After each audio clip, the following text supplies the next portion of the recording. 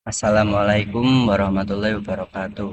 Kembali lagi bersama saya di channel Muhammad Irham. Nah, di kesempatan kali ini saya akan menjelaskan tentang eh, mesin virtual dengan VirtualBox melalui PPT yang saya buat.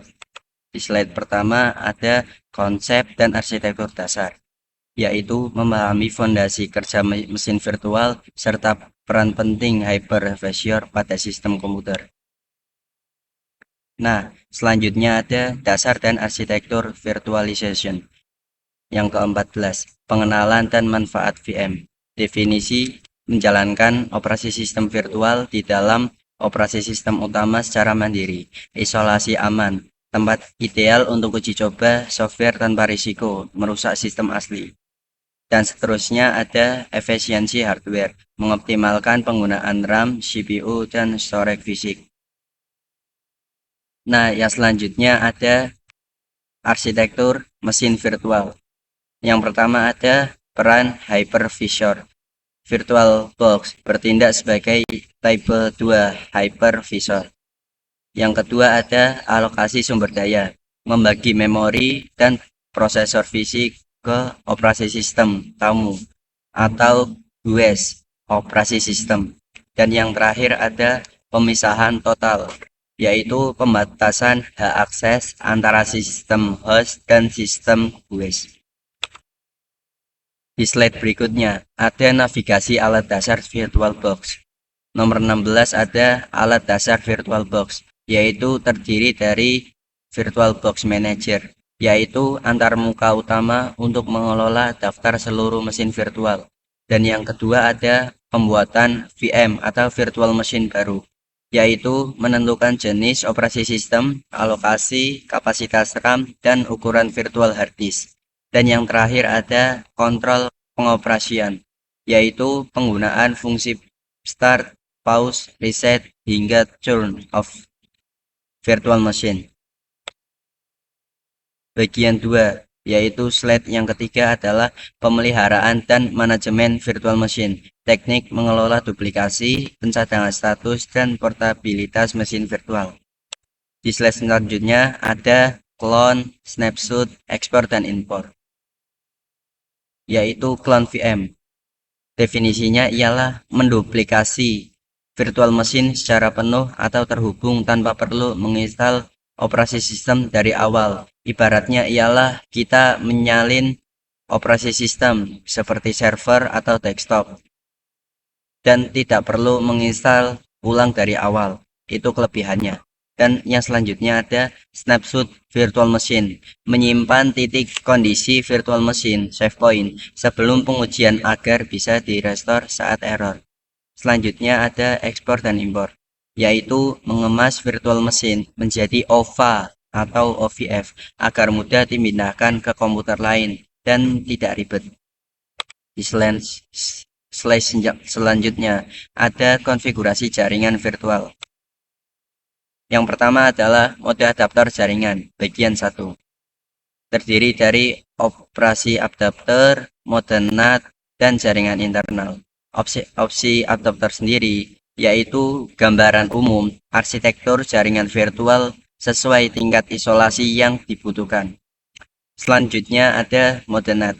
Virtual machine terhubung ke internet lewat host namun aman dan tersembunyi dari jaringan luar. Di slide terakhir atau nomor 21, jaringan internal, yaitu virtual machine hanya bisa terhubung dengan virtual machine lain di kelompok internal yang sama.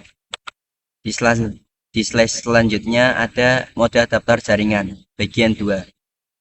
Nomor 22 sendiri terdiri dari adaptor jembatan atau yang biasa disebut bridge. Yang pertama ada virtual machine, seolah menjadi PC fisik terpisah di jaringan fisik. Selanjutnya ada mendapatkan IP lokal langsung dari router atau wifi. Ibaratkan kita membuat IP sendiri agar bisa disambungkan ke orang lain. Dan yang terakhir sangat cocok untuk simulasi server yang ingin diakses di perangkat lain. Di nomor 23 ada yang namanya mode host only, yaitu terdiri dari membentuk jaringan privat khusus antara host dan VM. Selanjutnya ialah tidak ada akses koneksi ke internet luar. Dan yang terakhir aman untuk pengujian aplikasi lokal antara PC utama dan virtual machine. Slide selanjutnya ada praktik jaringan internal.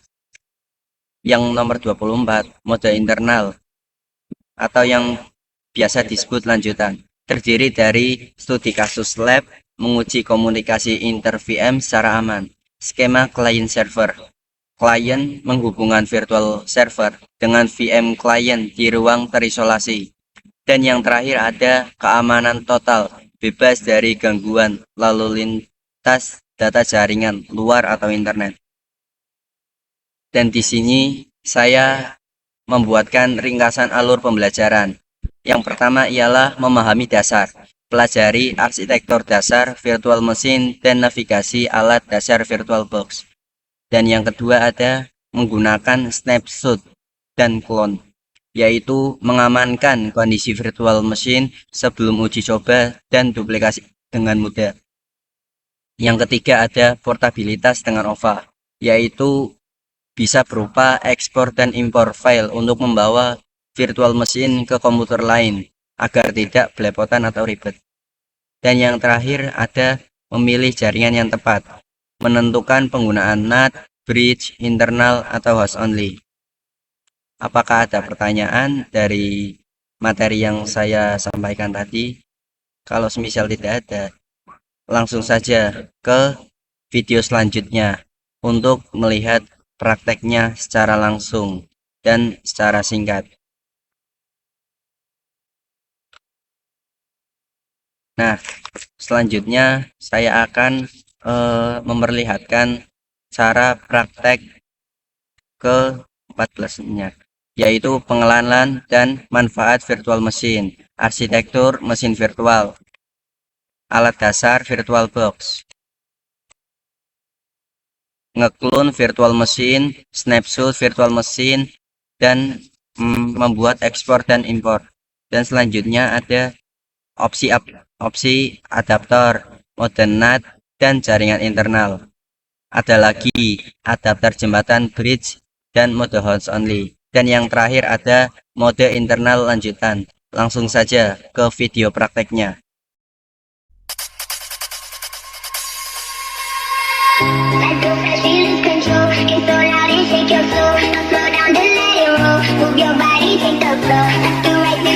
Ladies and gentlemen, performance by Yos Populer.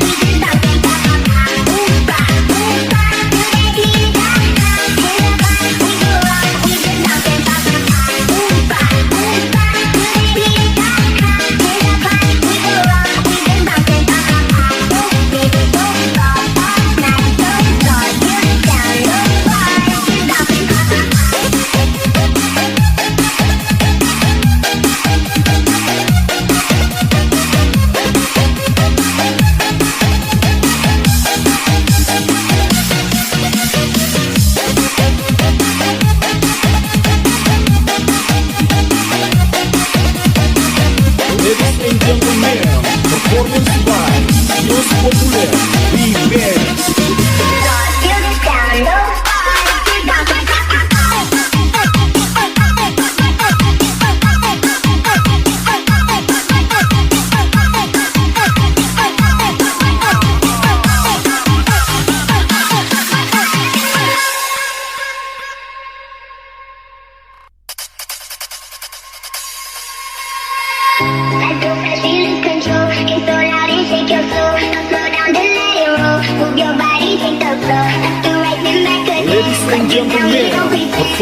Bye.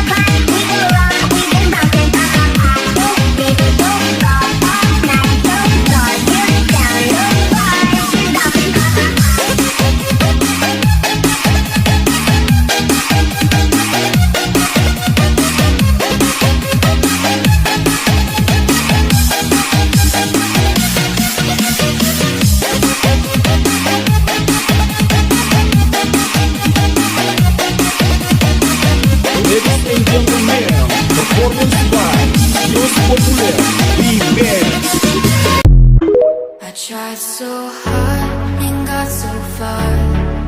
In the end, it doesn't even